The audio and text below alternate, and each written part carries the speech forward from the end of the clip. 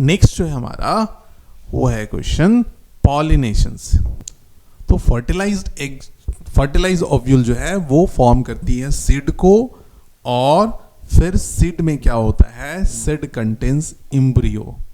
Seed में जो होती है वो क्या होती है, सीड कंटेन्स एम्ब्रियो। अब धीरे धीरे ओवरी वाले पार्ट भी फ्रूट पल्प में चेंज हो जाते हैं। जैसे मैंगो काफ़ी आप लोग एंजॉय करते होगे, तो मैंगो का जो पल्पी पार्ट है वो तो ओवरी ही है जो हम लोग कंज्यूम करते हैं, जो हम लोग फीड कर लेते हैं। तो सीड धीरे धीरे ग्रो होती है और वो फ्लोरल पार्ट में ग्रो होने लगती है, और धीरे धीरे जितने भी फ्लोरल पार्ट है वो वीदर आउट हो जाते हैं, वो गिर जाते हैं, अलग हो जाते हैं। फिर क्या होती है, फिर धीरे धीरे ओवरी ग्रो होती है और वो इनलार्ज होने लगती है। फिर जो है ovary grows and becomes enlarge,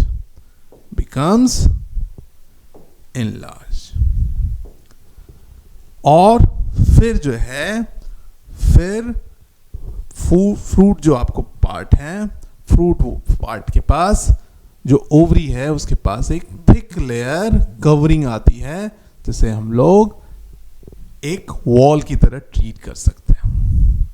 तो चलिए, ये थी हमारी पोस्ट फर्टिलाइजेशन की चेंजेस। अब नेक्स्ट है given below is a diagram of germinating seed, level that part. अब देखिए, आपको लेवल करना है, तो आपको पता है कि ये जो है C4, ये जो है कॉटिलेडन्स है। ये क्या है, कॉटिलेडन्स है। और जो टॉप पार्ट में ग्रो हो रही है वो क्या है, वो प्यूमुले है। वो क्या है, ये हमारा प्यूमुले है जो सूट पार्ट को ग्रो करता है, और ये जो है हमारा रेडिकल है जो रूट पार्ट के लिए। तो इस तरह से दो पार्ट्स आपको लेवल करके बताने थे कि A, B, C क्या होंगे। Give rise to future shoot, तो आपको बताना है कौन से फ्यूचर सूट को। तो ऑब्वियसली सूट पार्ट के लिए प्यूमुले है, रूट पार्ट के लिए फ्यूचर रूट रेडिकल है, और स्टोर्स कौन करता है फूड को, वो है हमारा कॉटिलेडन जो फूड को स्टोर करता है। चलिए नेक्स्ट क्वेश्चन देखते हैं। नेक्स्ट क्वेश्चन जो है, name and explain the two modes of asexual reproduction observed in hydra. Hydra में दो मोड्स होते हैं असेक्सुअल रिप्रोडक्शन के, वो कौन कौन से हैं?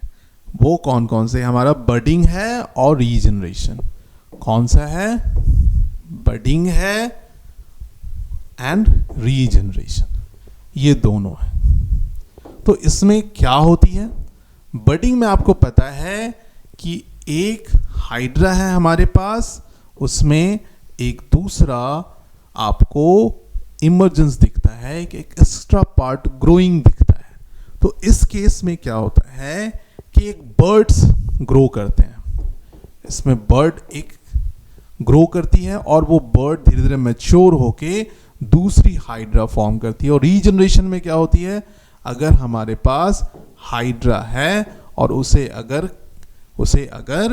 कट कर दिया जाए, एम्प्यूटेशन कर दी जाए, तो वो क्या होती है?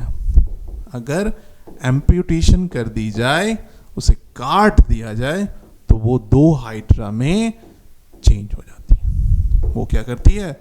वो दो हाइड्रा में कन्वर्ट हो जाती है। तो ये हमारे दो तरह के असेक्सुअल रिप्रोडक्शन हैं जो हाइड्रा में देखने को मिलती है। What is vegetative propagation? अब वेजिटेटिव प्रोपगेशन जो है लीव्स के थ्रू, स्टेम्स के थ्रू, रूट्स के थ्रू की जाती है। List two advantages of using this technique. तो इस टेक्निक को यूज करने के लिए हमारे पास सबसे पहले वेजिटेटिव प्रोपगेशन जो है, जो असेक्सुअल रिप्रोडक्शन है, जो ग्रो की जाती है, तो वेजिटेटिव पार्ट कौन कौन है? हमारे पास रूट्स है, सूट्स है और लीव्स है। कौन से हैं? हमारे पास लीव्स, तो इनकी हेल्प ली जाती है ताकि प्रोपगेशन हो पाए। जैसे बनाना हमारे पास एक, और ये इसलिए इतनी खास है क्योंकि इससे सीडलेस ग्रो की जाती है। इससे क्या की जाती है, इससे सीडलेस ग्रो की जाती है। सीड होगी भी तो कम होगी, और ये प्रोपगेशन जो है, ये प्रोपगेशन इतनी हेल्पफुल होती है कि क्वालिटी भी एज इट इज रहती है। तो जैसे बनाना के केस में हो गया, ऑरेंज के केस में हो गया। और सिमिलर, जेनेटिकली सिमिलर, ये क्या एडवांटेज में पहला हो गया, जेनेटिकली सिमिलर ग्रो होती है।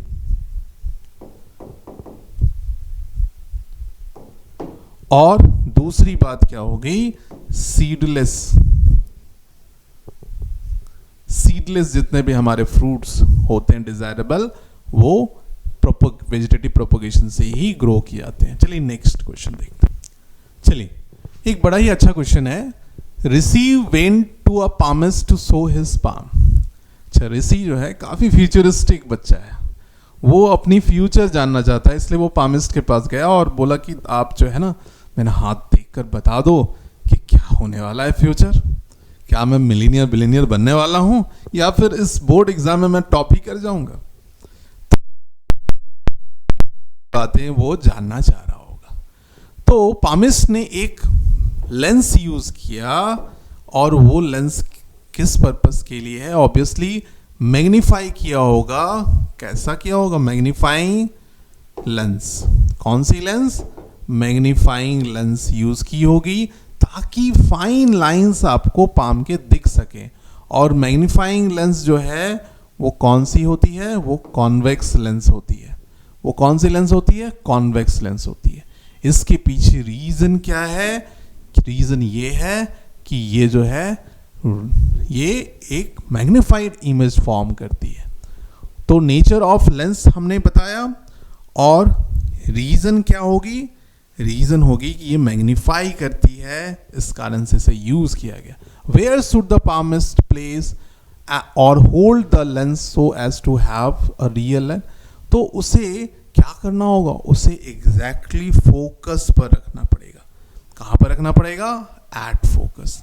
अब एक न्यूमेरिकल पूछा गया है, फोकल लेंथ दिया गया कॉन्वेक्स का फोकल लेंथ पॉजिटिव होता है तो 10 सेंटीमीटर हो गया। फिर डिस्टेंस ऑफ पाम जो कि ऑब्जेक्ट होती है वो -5 सेंटीमीटर हो गई। अब जब आप लेंस फॉर्मूला यूज करोगे तो आपको v की वैल्यू जो है वो -10 सेंटीमीटर आएगी, और -10 सेंटीमीटर आने के मतलब है कि वो सामने रियल इमेज फॉर्म करेगी। और मैग्निफिकेशन में v/u हम लोग जब लेंगे तो 10 जो हमारा जो v की वैल्यू है -10 और -5, तो आप इसे जब सॉल्व करोगे तो ये 2 आ जाएगी। मीन्स साइज ऑफ इमेज जो होगी twice of size of object होगी। कैसी होगी, डबल होगी, एग्जैक्टली डबल। तो हो गई ना मैग्नीफाइड। चलिए नेक्स्ट क्वेश्चन देखते हैं। नेक्स्ट क्वेश्चन जो है, नेक्स्ट क्वेश्चन भी है आपका न्यूमेरिकल ही है, और जो है कॉन्वेक्स लेंस से। तो कॉन्वेक्स लेंस की फोकल लेंथ वो क्या हो गई, वो नेगेटिव होती है। क्या होती है, नेगेटिव होती है, -60 सेंटीमीटर।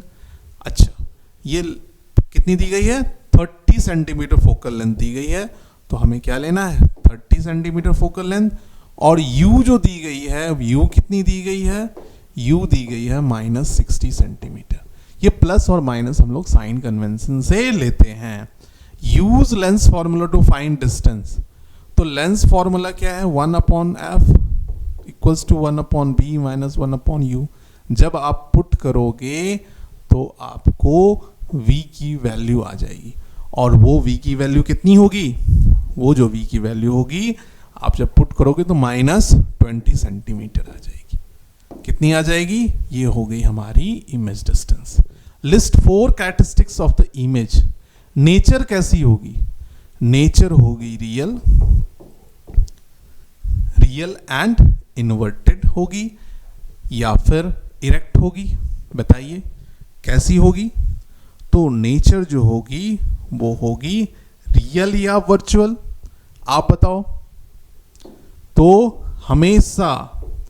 हमेशा कॉन्वेक्स लेंस के केस में हम लोग दोनों इमेज देखते हैं, लेकिन कॉनकेव के केस में सिर्फ वर्चुअल इमेज देखते हैं।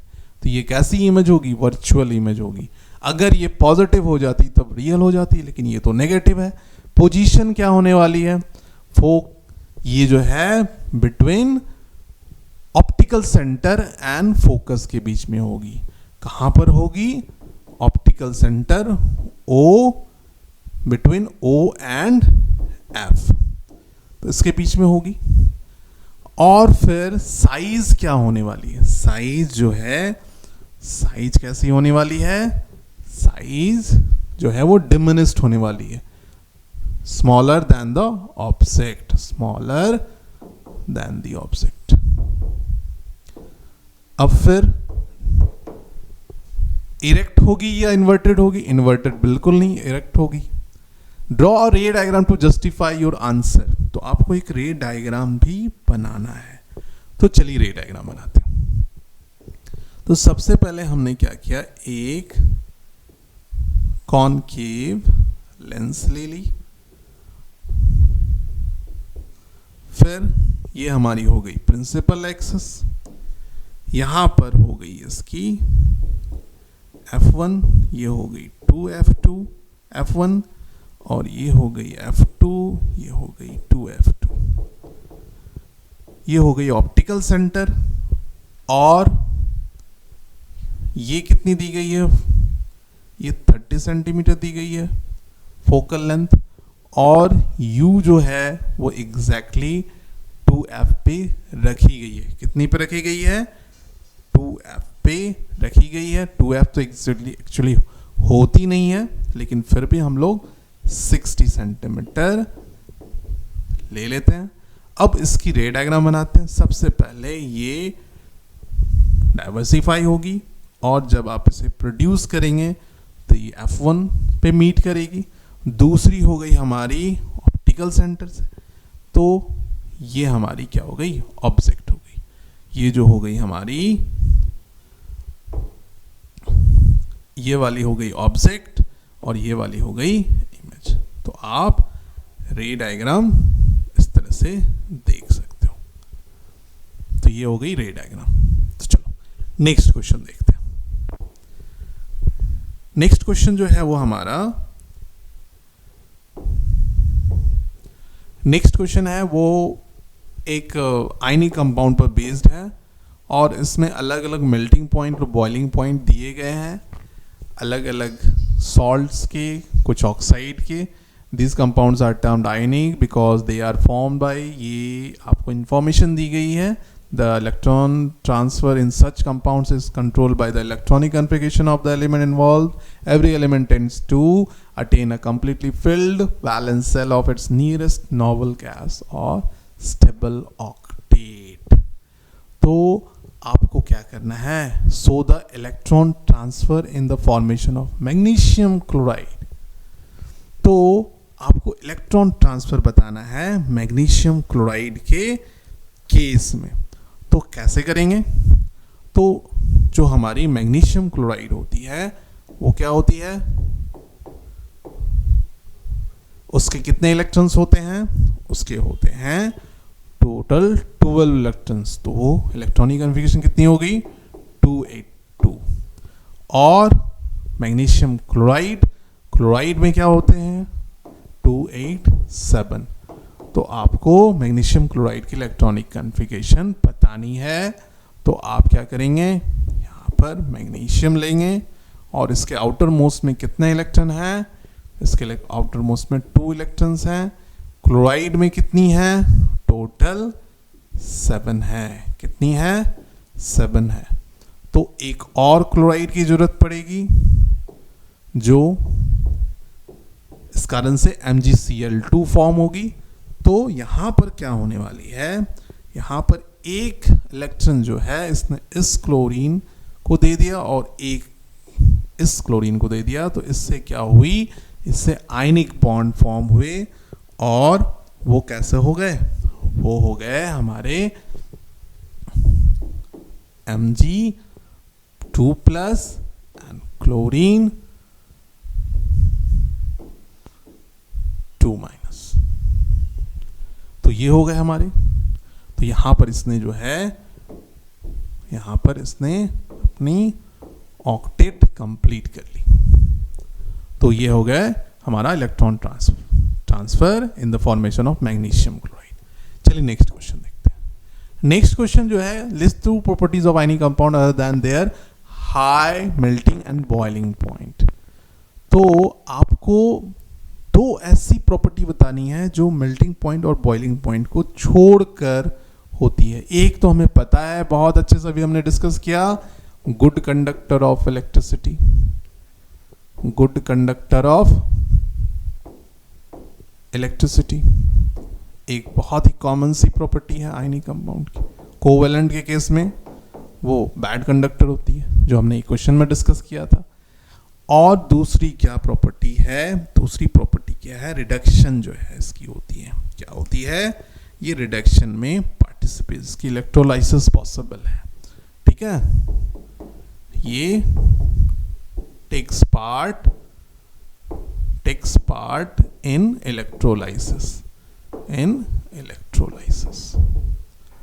तो इस कारण से ये काफी important. While forming an ionic compound, say sodium chloride, how does the sodium atom get a stable configuration?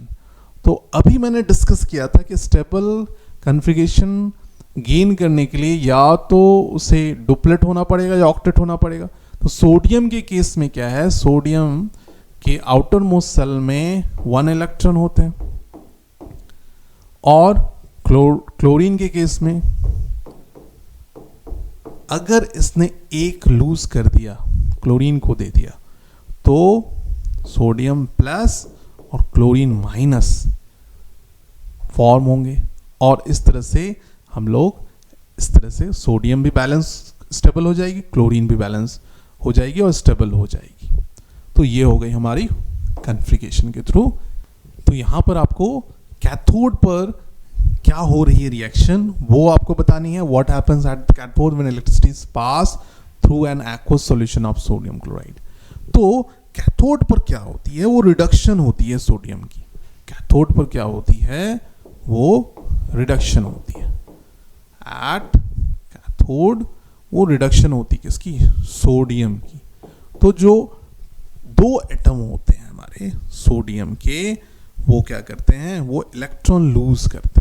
वो क्या करते हैं, इलेक्ट्रॉन लूज करते हैं, जिस कारण से वो यहाँ पर सोडियम जो है वो सोडियम लिक्विड फॉर्म में हमें यहाँ पर दिख रही है। जो रिडक्शन हुई, क्या हुई यहाँ पे, यहाँ पर रिडक्शन हुई। कौन सी प्रोसेस हुई, रिडक्शन हुई। किसकी रिडक्शन हुई, यहाँ पे रिडक्शन हुई हमारी सोडियम की। और एनोड की अगर मैं बात करूं तो ऑक्सीडेशन होती है। एट एनोड भी अगर मैं बात करूं, जो कि यहाँ पूछी नहीं गई है, तो वहां पर क्या होती है, वहां पर ऑक्सीडेशन होती है, जो कि हमारी क्लोरीन के साथ होती है। तो क्लोरीन के केस में क्या होता है, क्लोरीन के केस में होता है कि जो क्लोरीन 2- गैस है, ये जो है, ये क्लोरीन 2 हमारे इलेक्ट्रॉन्स को रिसीव करती है। क्या करती है, 2 इलेक्ट्रॉन्स को रिसीव करती है। तो इस तरह से एनोड और कैथोड पर आप देख पा रहे हैं कि ऑक्सीडेशन और रिडक्शन हो रहा है। तो सोडियम क्लोराइड मेल्ट होता है काफ़ी हाई टेम्परेचर पे, और उस टेम्परेचर, वो टेम्परेचर क्या है, नियर अबाउट मेल्टिंग पॉइंट क्या है, मेल्टिंग पॉइंट जो है वो 801 डिग्री सेल्सियस। कितनी है, काफ़ी ज़्यादा है ना। तो ये हो गई हमारी रिएक्शंस कैथोड और एनोड दोनों पर। नेक्स्ट क्वेश्चन जो है वो है हमारा ऑल ह्यूमन क्रोमोजोम्स के बारे में पूछा जा रहा है।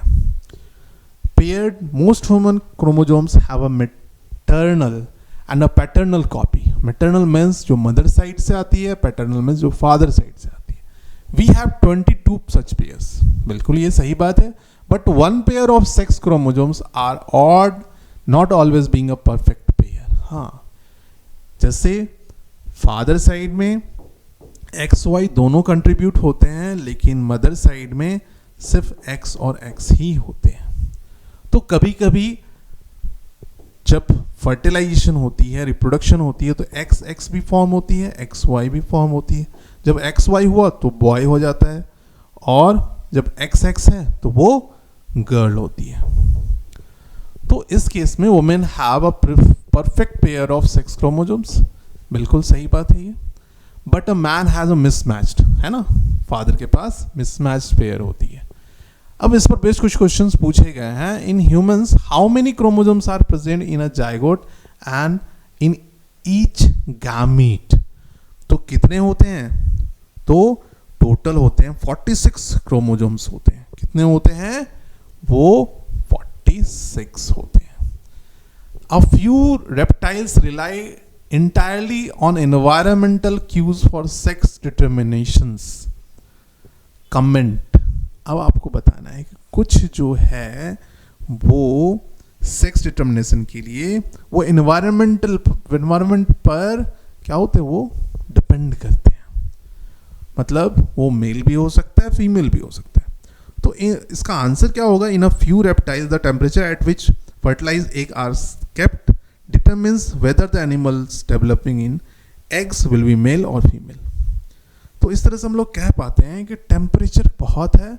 कुछ रेप्टाइल्स के एग को अगर आप खास टेम्परेचर पर रखें तो अलग अलग टेम्परेचर पे वो मेल हो सकते हैं या फीमेल प्रोड्यूस कर सकते हैं। नेक्स्ट है, the sex of a child is a matter of chance and none of the parent is considered to be responsible for it. Yes, ये तो नेचुरली कॉपीइंग होती है और इस कॉपीइंग को हम लोग कंट्रोल नहीं कर सकते। तो ऐसा इसलिए होता है, इसके पीछे रीजन क्या है? इसके पीछे रीजन है कि there is an equal chance of fusion of either X and Y chromosome with the egg such that the sex of a newborn child is a matter of chance and none of the parents is responsible for it. अभी मैंने बताया ना आपको कैसे boy और कैसे girl हो सकता है। तो ये एक चांस की बात है ना। चलिए नेक्स्ट क्वेश्चन देखते हैं। नेक्स्ट क्वेश्चन जो है वो हमारा है, why do all the gametes in human females have an x chromosomes. अब फीमेल क्रोमोसोम्स में तो ह्यूमन फीमेल्स जो होते हैं वो होमोमॉर्फिक होते हैं। ह्यूमन फीमेल्स जो होते हैं वो क्या होते हैं? वो होमोमॉर्फिक होते हैं। कौन से होते हैं वो? होमोमॉर्फिक होते हैं। तो इस कारण से उनके पास सिर्फ एक्स क्रोमोसोम होती है और वो आइडेंटिकल होते हैं। इस कारण से वो 2 identical sex chromosomes, 2 identical sex chromosomes होती है।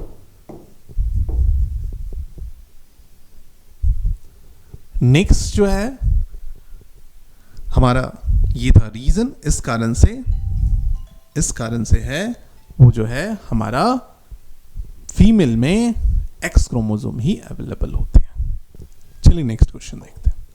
नेक्स्ट क्वेश्चन जो है वो हमारा इलेक्ट्रिसिटी से है और आप देख पा रहे होंगे एक फिगर आपको दी गई है, एक सर्किट है और कुछ आपसे पूछा जा रहा है, द सर्किट इज ओपन और close, is this true for the circuit. आपको एक सर्किट डायग्राम दी गई है और which of these is true about the circuit, yes और नो में बताना है। अब आपको बताना है कि ओपन है या क्लोज है। तो अब आप बताओ ये ओपन है या क्लोज है। ये आपको स्विच जो है ये क्या है? ये क्लोज्ड। तो the circuit is open? No. The circuit has double batteries. कितनी बैटरीज हैं? बैटरी क्या होती है? कॉम्बिनेशन ऑफ सेल होती है। बैटरी क्या होती है? Battery is the combination of cells, combination of cells. तो आप जितना भी सेल लगा लो, 1000, 2000, मिलियन, बिलियन, वो बैटरी ही नहीं मानी, डबल नहीं होती है। तो डबल बैटरीज हम लोग नहीं कहते हैं। तो यहां पे क्या कह सकते हैं, सिंगल डबल सेल कह सकते हैं। अगर ये डबल सेल होती तब ये सही होती। तो कितनी है, बैटरी तो एक है लेकिन सेल कितने हैं, 2 सेल्स हैं। कितने सेल्स हैं, तो 2 सेल्स हैं। तो ये क्या हो गई, ये हमारी the circuit has double battery, no. The circuit has ammeter and voltmeter parallel to each other, parallel to each other, जी हाँ, क्योंकि ये तो मेन लाइन में ammeter सीरीज में कनेक्टेड होती है।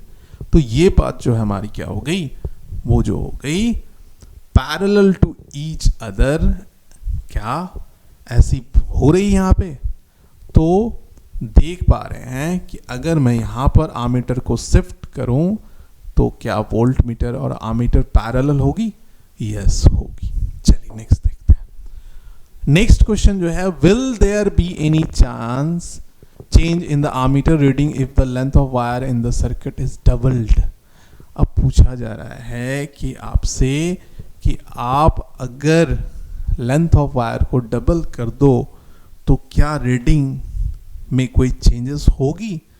तो यहाँ पर रीडिंग जो होगी वो हाफ हो जाएगी। क्या हो जाएगी, वो हाफ हो जाएगी, क्योंकि आप लेंथ ऑफ वायर को डबल करोगे तो रेजिस्टेंस भी डबल होगी, क्योंकि रेजिस्टेंस जो है वो लेंथ के डायरेक्टली प्रोपोर्शनल होती है।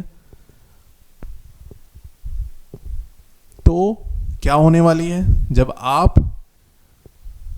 रेजिस्टेंस बढ़ेगी और जब रेजिस्टेंस बढ़ेगी तो आई जो होती है वो क्या होती है, V/R होती है। क्या होती है, आई जो होती है वो V/R होती है। तो ओम्स लॉ से हमें पता है कि ऐसा होगा या नहीं होगा। तो चलिए सी ऑप्शन में जो है ammeter कैसे कनेक्ट करोगे आप, तो ammeter कैसे कनेक्ट करते हैं, सीरीज में। कैसे कनेक्ट करेंगे, सीरीज में हम लोग कनेक्ट करते हैं। चलिए नेक्स्ट क्वेश्चन देखते हैं। नेक्स्ट क्वेश्चन जो है वो हमारा है, what is the shape of the graph obtained by plotting potential difference across a conductor against the current flowing through it. तो यहां पर जो है कैसी होनी चाहिए, V और I अगर आप लेते हो, V को आप, तो ये हो गई क्या हमारी रेजिस्टेंस हो गई। ये क्या हो गई, रेजिस्टेंस हो गई। तो ये हो गया हमारा ग्राफ हो गया। तो ये हमारा ग्राफ है और ये हमेशा क्या होगा, हमेशा स्ट्रेट लाइन होगा। तो इस तरह से हमने थर्ड सैंपल क्वेश्चन पेपर जो आपको हमने करवाए उसके सारे क्वेश्चंस को हमने डिस्कस कर लिया है।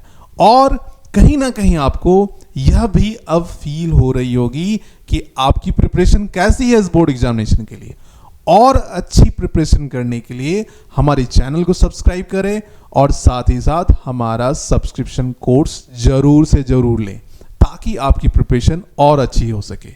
All the best students for your future examination. Have a nice day. Bye.